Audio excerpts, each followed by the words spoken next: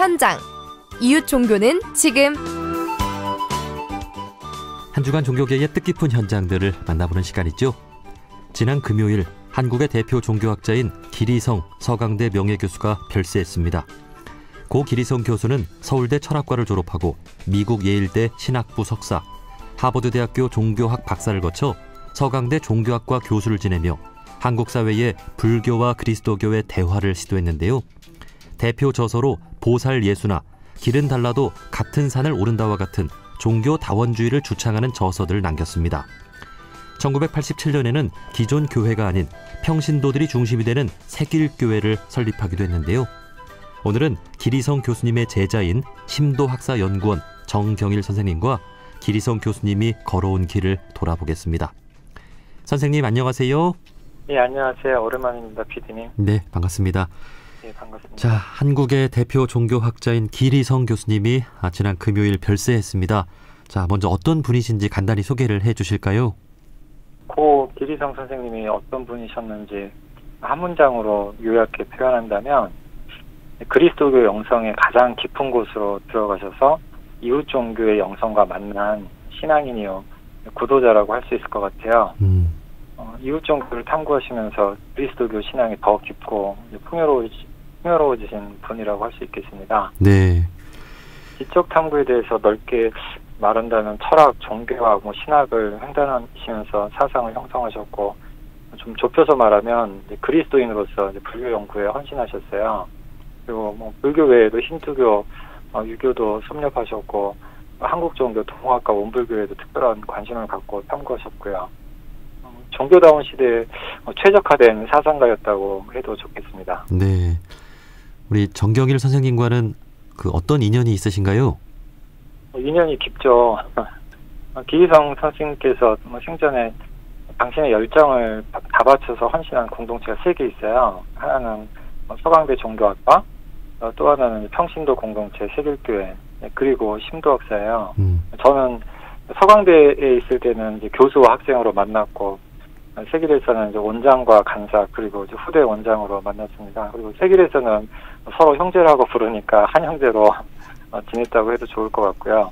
그리고 또 여기 심도학사에서는 이제 원장과 연구원으로 몇 년 전에 다시 만났고, 그렇게 선생님의 사상이 가장 이제 깊고 또 빛날 때 곁에서 지혜를 배우면서 인연을 이어왔던 것 같아요. 네.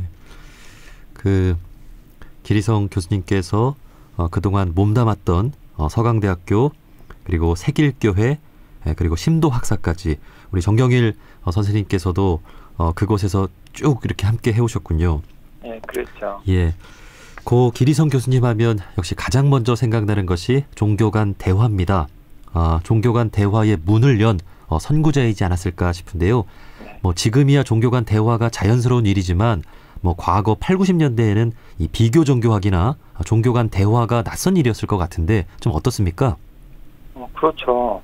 1970년대에도 한국에서는 토착화 신학, 이런 종교신학, 문화신학이 있어서 한국에서도 종교 간 대화가 이루어지긴 했어요. 근데 종교 다양성이라든지 종교 다원주의라든지 이런 이론적, 신학적 바탕이 빈약할 때 기리성 선생님께서는 이제 다원주의의 이론적 지평을 좀 튼튼히 하시는데, 깊이 하시는데 크게 기여하셨던 것 같아요.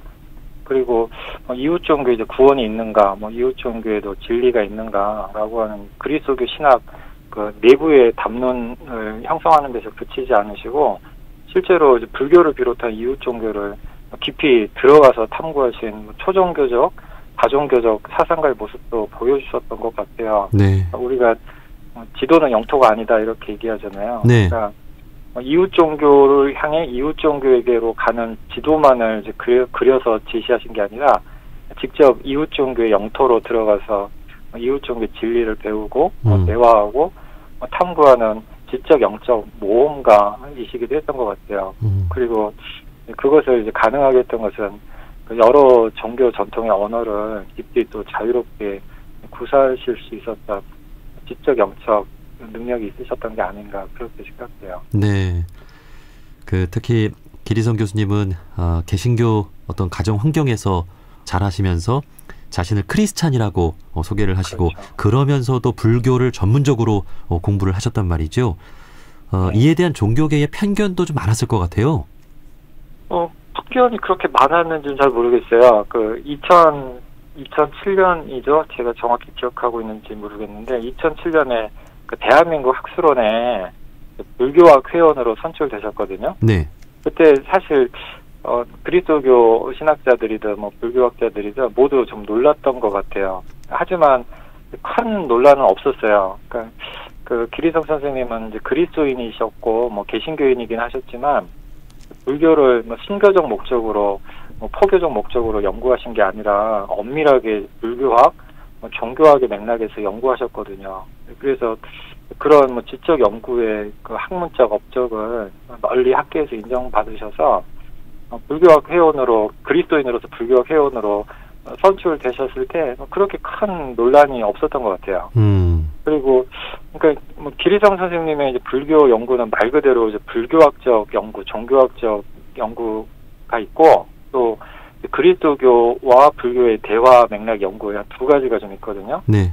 그러니까 불교학적 연구와 뭐 대화, 종교 대화적 연구가 있는데 이 두 연구를 분리할 수는 없지만 그 학문적으로는 엄밀히 구분하셨던 것 같아요. 그래서 불교를 연구하실 때는 그리스도인이라고 하는 개신교인이라고 하는 당신의 이제 종교적 정체성을 과로치기 하고 불교를 뭐 객관적으로 지적으로 연구하셨다고 해도 좋을 것 같아요. 그래서 내 기억으로는 큰 뭐 논란이나 편견은 없었던 것 같아요. 많은 이제 불교학자들도 그 선생님의 그 지적인 업적에 대해서는 굉장히 높이 평가하고 또 존중하고 있고요. 네. 뭐 지금도 그 개신교권에서는 이웃 종교에 대한 대타성이 좀 있다 보니까 그렇죠. 개신교인으로서 불교를 좋아하고 또 불교를 진심으로 이렇게 또 심취하고 그런다는 것이 좀 이렇게 때로는 오해를 사기도 하지 않았을까 싶은데요. 그렇죠. 그러면서 이제 개신교권의 어떤 개혁을 또 촉구하기도 하셨잖아요. 네. 그래서 이제 기존 교회가 아니라 평신도들이 중심이 되는 새길교회를 설립하신 것도 좀 의미가 있지 않은가 싶은데요. 네. 이 새길교회는 지금까지도 또 개혁적인 교회로 이어지고 있잖아요. 이에 대한 소개도 좀 해주실까요? 그 전에 한 가지 더 말씀드리고 싶은 건 네. 그러니까 기리성 선생님의 어떤 이웃 종교에 대한 태도, 특히 이제 불교에 대한 태도를 이렇게 곁에서 지켜보면 어떤 때는 기리성 선생님은 불자들보다 더 사랑하셨던 것 같아요. 예. 그래서 그리스도인으로서 불교를 그냥 뭐 다른 종교, 타 종교라고 생각하지 않으시고 당신 지성과 영성의 또 하나의 뿌리, 원천으로 보셨던 것 같아서 표현하자면 부다와 부처님과 예수님을 사랑하셨던 것 같아요. 네. 그럼 새길교회에 대해서 말씀을 좀 드리면 그 기리성 선생님께서 새길교회에 참여하신 게 기리성 선생님이 굉장히 좀 독특한 면, 특별한 면인 것 같아요. 이제 보통 학자들은 이제 종교를 연구할 때 종교만 연구만 하고 공부만 하고 그 종교를 이제 직접 수행하거나 실천하는 데는 좀 약하잖아요. 네, 학자로서의 면모가 좀 더 강하고 종교인, 뭐 종교 실천인, 수행인으로서의 면모는 좀 약할 수도 있는데 기리성 선생님은 학자이면서도 종교 공동체, 종교 운동에 굉장히 적극적 관심을 가지고 참여하셨어요. 그래서 새길교회는 1987년 이제 3월에 평신도들이 함께 세운 교회인데 이 교회가 굉장히 독특하죠. 목사님이라든지 뭐 교회 직분 이런 건물 없이 굉장히 수평적이고 자유로운 공동체였거든요. 그래서 당신의 어떤 그리스도교적 이상을 교회 공동체를 통해서 실현해 보려고 교회에 적극적으로 참여하셔서 새길교회 신학운동, 신앙운동을 쭉 해오셨고요. 새길교회에서는 역할을 맡으셨던 것이 말씀 증거자, 신학위원, 그리고 제 앞에 새길기독사연문학 원장 이런 역할들을 굉장히 헌신적으로 적극적으로 맡으셔서 하셨어요. 선생님의 젊은 날을 돌아보면 언제나 새길교회가 늘 중심에 있었거든요. 이 새길교회는 넓게 보면 정치신학, 민중신학 이런 전통하고 종교신학 전통이 같이 어우러져 있는 굉장히 독특한 교회인데 이 세길교에서 선생님은 그 종교신학이라든지 이웃 종교와의 대화라든지 그리스도교 신비사상이라든지 그런 신학과 영성사상을 심화시키는데 크게 기여하셨죠. 헌신적으로. 네. 그 개신교 주류 교단들이 있잖아요. 뭐 네. 장로교, 감리교 이런 교단들에서는 세길교회를 좀 어떻게 봅니까?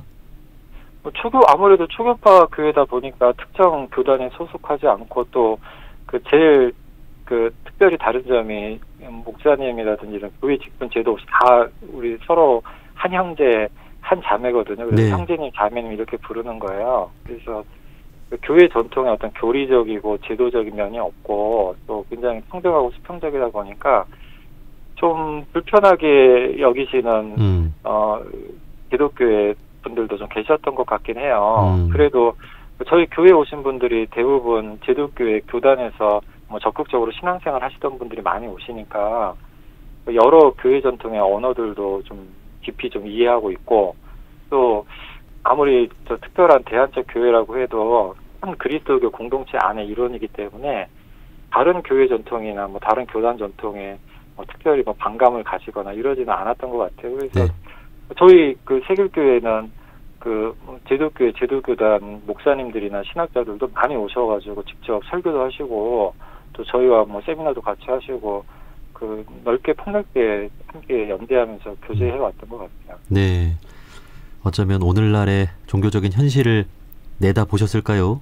기존 교회에 어떤 부정적인 생각을 가진 분들을 또 위해서라도 이렇게 새로운 어떤 그렇죠. 교회를 만드신 것도 참 업적이지 않았나 하는 생각이 듭니다. 어떤 면에서는 뭐 제도교회에 대한 위협이 아니라 그 제도교회에서 더 이상 신앙생활을 하기 어려웠던 분들이 네. 그리스도인으로서 신앙생활을 할 수 있도록 그 가능하게 했던 그런 공간으로서 역할도 했던 것 같아요. 세길교회가. 네. 자, 이제 고 기리성 교수님께서 참 많은 책도 쓰셨는데요. 뭐 대표 저서로 보살 예수, 또 길은 달라도 같은 산을 오른다. 이런 그 종교 다원주의를 주창하는 책을 또 많이 쓰셨습니다. 네. 이에 대한 내용도 좀 간단히 소개해 주신다면요. 그 기리성 선생님께서는 이제 종교 다원주의를 굉장히 적극적으로 수용하시긴 했는데 그런 이제 지적이고 영적인 이제 급진성을 보이시면서도 뿌리는 늘 그리스도교 신학에 두셨어요.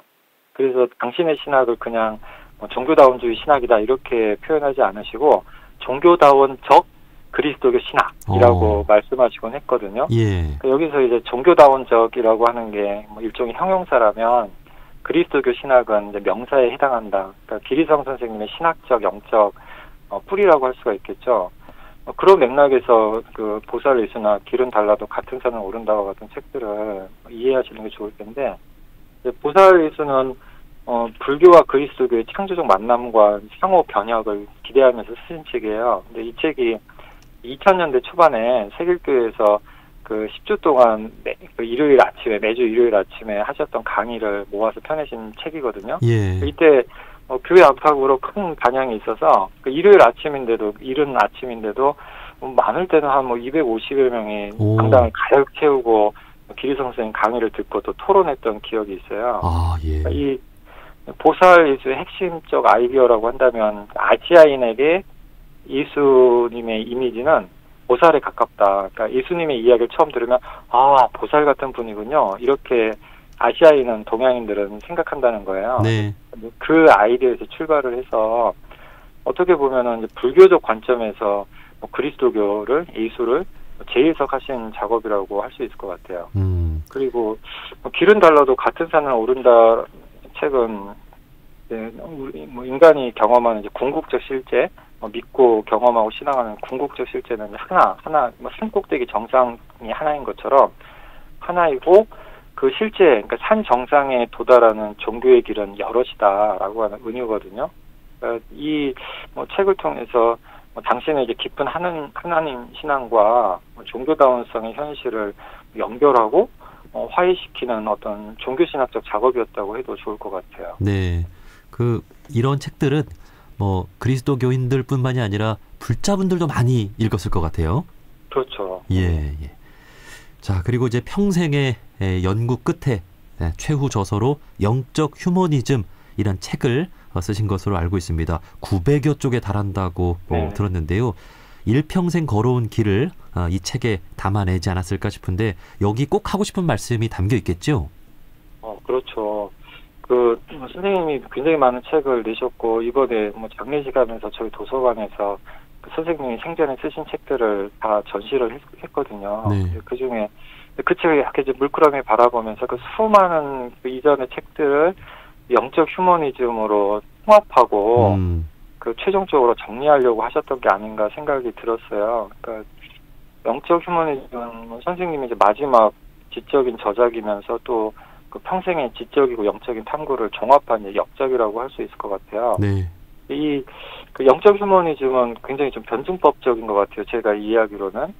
한편으로는 제도화되고 화석화된 종교를 비판하고 계시고, 다른 한편으로는 영성과 삶의 의미, 근본적 의미와 목적을 잃어버린 상실한 현대 세속주의를 비판하는 내용이거든요. 네. 근데 또 동시에 종교의 핵심인 영성을 보존하고 세속주의의 또 덕목인 합리성이나 민주주의를 적극적으로 수용한 그런 이제 통합 작업이기도 했고요. 이를테면 신앙과 이성의 화해를 목적하셨다고도 할 수 있을 것 같아요. 이 책을 통해서. 네. 그래서 요약하면 종교의 영성과 세속주의의 휴머니즘을 모두 이제 포용하려고 하신 거죠. 그리고 이 책을 쓰시면서 기리성 선생님께서 많이 말씀하셨던 것이 초종교성이거든요. 그러니까 종교들의 경계를 넘어서 인류가 수천 년 동안 탐구해온 진리를 이제 함께 찾고 배우자는 그런 노력의 표현이셨던 것 같아요. 그 외에도 책을 이제 읽어보시면 아시겠지만 현대가와 양자역학, 양자물리학, 생태사상, 인권, 성평등 이런 이제 다양한 현대적 주제들도 다루시면서 종교가 사회와 세상과 소통할 수 있는 탈종교적인 그리고 탈경계적인 언어를 찾으신 흔적이 이 책에 많이 배어 있는 것 같아요. 네. 어떤 눈에 보이는 종교적인 모습들을 떠나서 우리가 다 영적인 존재로서 휴머니즘을 그렇죠. 이렇게 추구해 나가는 한 인간으로서 이 책 네. 한번 좀 읽어보셨으면 좋겠습니다. 네, 그래서 기리성 선생님은 이제 인간에 대한 정의가 영적 인간이다. 그러니까 인간 종교가 있건 없건 종교가 다르건 상관없이 네. 모든 인간은 공통적으로 영적 존재, 영적 인간이다라고 네. 하는 인간론에서 출발하셔서 영적 인간들의 다양한 종교 언어들을 넘나들면서 보편적인 진리 탐구의 길을 모색하셨다고 할 수 있을 것 같아요. 네. 오늘날에 많은 사람들이 종교에는 관심이 없고 영성에는 관심이 있다고 하잖아요. 네. 아마 그런 분들에게도 이 책이 많은 도움이 되지 않을까 싶습니다. 그렇죠. 그래서 다른 책도 있는데 종교에서 영성으로라고 하는 책도 종교의 여러 가지 제도적인 차원을 넘어서 깊은 영성의 차원에서 서로 배우고 대화하는 그 길을 이제 걸으시고 또 이제 보여주셨다고 할 수 있을 것 같아요. 네. 자, 그리고 이제 평생을 서강대학교 교수로 재직을 하시다가 퇴임을 한 후에는 강화도 고려산에 심도학사를 설립하셨다고요. 여긴 어떤 곳입니까?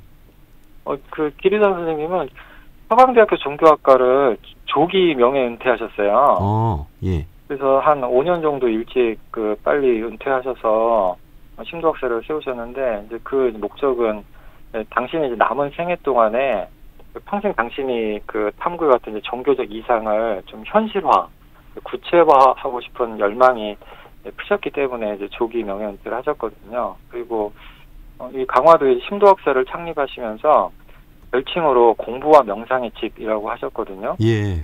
이 공부와 명상의 집이라고 하는 표현에 담겨 있듯이 지적 탐구와 영적 수행을 이제 통합하시려는 그런 당신의 실존적 의지를 표현하셨던 것 같아요. 그리고 여기서 이제 초종교적인 영성을 실험하고 이제 구현하시려고 불교, 그리스도교, 천도교를 넘나들면서 다양한 영성 사상 강좌를 매년 진행하셨어요. 한 10여 년 동안. 네. 예를 들면은 이제 불자를 위한 그리스도교 강의, 또 그리스도인을 위한 불교 강의, 예. 이렇게 이웃 종교를 배워볼 수 있도록 그런 이제 지적인 강의 장을 많이 여셨고요. 그러다 보니까 이 심도학사 영성사상 강좌에 오시는 분들 중에는 그리스도인만이 아니라 불자나 비종교인도 많으세요. 그래서 저희도 이제 앞으로 기리성 선생님의 지적이고 영적인 구도를 이어받아서 초정교적 만남과 대화를 이제 계속해 보려고 지금 고민 중입니다. 네. 앞으로 강화도에 있는 이 심도 학사가 기리성 교수님의 뜻을 잇는 공간으로서 종교 간 네. 대화와 어떤 영성의 공간으로서 계속해서 잘 이어졌으면 좋겠습니다. 자, 고맙습니다. 마지막으로 고 기리성 교수님의 말씀 중에 우리 사회나 종교인들이 꼭 기억했으면 하는 내용이 있다면 한 말씀 해주실까요? 좀 많은 분들이 잘 모르시는 이야기일 거예요. 기리성 선생님께서 당신의 말년에 특별한 관심을 보이셨던 게 하나 있거든요. 예. 그게 뭐냐면 역사의식과 역사 참여예요. 그러니까 이분이 이제 평생 한 학자로만 살아오셨기 때문에 정치활동이나 민주화 운동이나 이런 사회운동에 적극적으로 참여하지 못하셨거든요. 네. 근데 말년에 그게 너무 이제 부끄럽고 미안하다는 말씀을 많이 하셨어요. 예. 그래서 뒤늦게 이제 저희 80년대 많이 읽었던 리영희 선생님의 이제 우상과 이성, 전환시대의 논리 이런 사회과학, 사회사상 서적들을 뒤늦게 이제 구하셔가지고 읽으시기도 했고 한 번은 이제 광주에 가셔서 도청하고 금남로를 이제 돌아보시면서 1980년 5월 광주를 이제 기억하고 애도하고 추모하신 적도 있으세요. 네. 그때 갑자기 이제 저는 내려가신 것도 몰랐는데 전화를 하시더니 여기 광주야 하시면서 광주에서 역사에 참여하지 못한 게 고통받는 사람들과 연대하지 못한 게 너무 부끄럽다고 하시면서 광주에서 전화를 하셨던 게 굉장히 저에게 강한 큰 기억으로 남아있어요. 예. 이런 경험은 종교의 어떤 역사적 책임, 사회적 책임에 대한 강조로 저희가 이해할 수 있을 것 같아요. 그러니까 종교는 고통으로부터 해방의 길일 텐데 인간 고통의 또 중요한 영역이고 현장인 사회 현실 그리고 사회적 고통에 대해서 종교가 이제 무관심해서는 안 되겠다. 네. 그런 생각을 말년에 더 많이 하셨던 것 같아요.